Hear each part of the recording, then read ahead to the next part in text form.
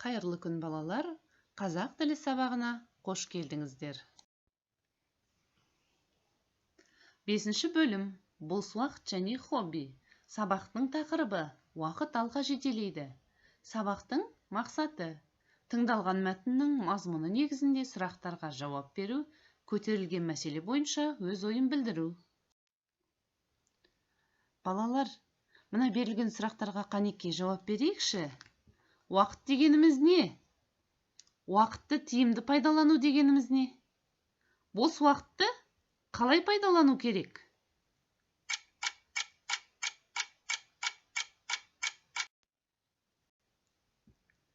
Уақыт алға жетелейді. 1-2 сабақ.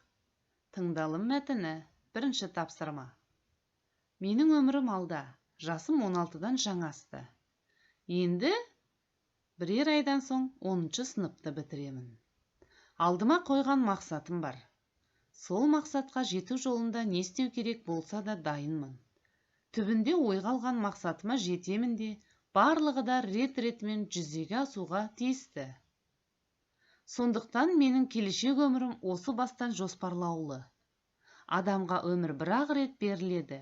Оны өкінбестей етіп өткізу керек, дегенді Николай Островский айтқан жоқ еді. Ендеше өмірдегі әр сағат, әр минут қымбат. Мен өз өмірімнің әрбір күнін, сағатын болашақтағы үлкен арманыма жету үшін қызмет етуге бір жола бел байладым.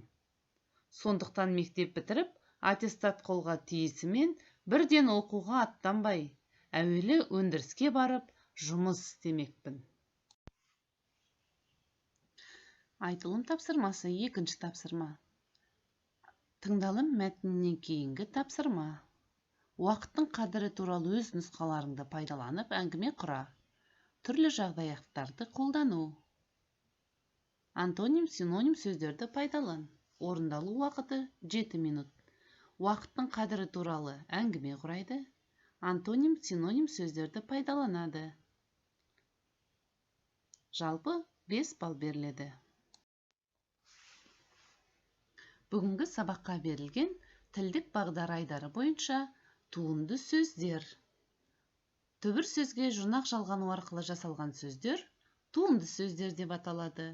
Туынды сөздер сөзге жұрнақ жалғану арқылы жасалады, лексикалық жолмен жасалады, бірігу, тіркесу, қосарлану арқылы да жасалады екен туынды сөздер.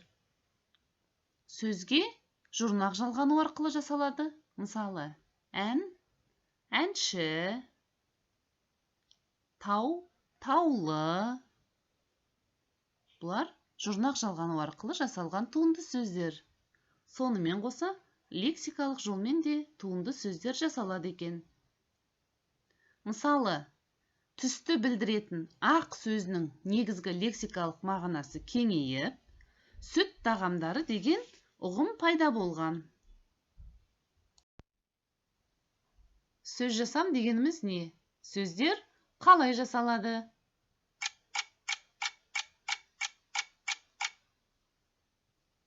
Балалар, сөз жасам дегеніміз тілдегі сөздердің жасалуын, сөз тұлғасын зерттейді екен. Яғни сөздер қалай жасалатындығын.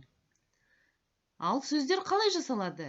Сөздер жұрнақ жалғану арқылы жасалады. Немесе өздеріңізбен бүгін танысқандай лексикалық жолмен жасалады екен. Және бірігу, қосарлану, тіркесу арқылы да сөздер жасалады екен. Балалар, қосымша 2-ге бөлінеді екен. Жалғау, жұрнақ деп. Жалғау дегеніміз не? Жұрнақ дегеніміз не?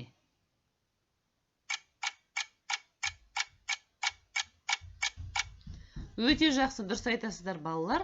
Жалғау дегеніміз сөз бен сөзді байланыстырады екен. Ал жұрнақ дегеніміз ол сөзді жаңа сөз тудырады екен және сөзді түрлендіреді екен. Түбір сөз дегеніміз не? Туынды сөз дегеніміз не?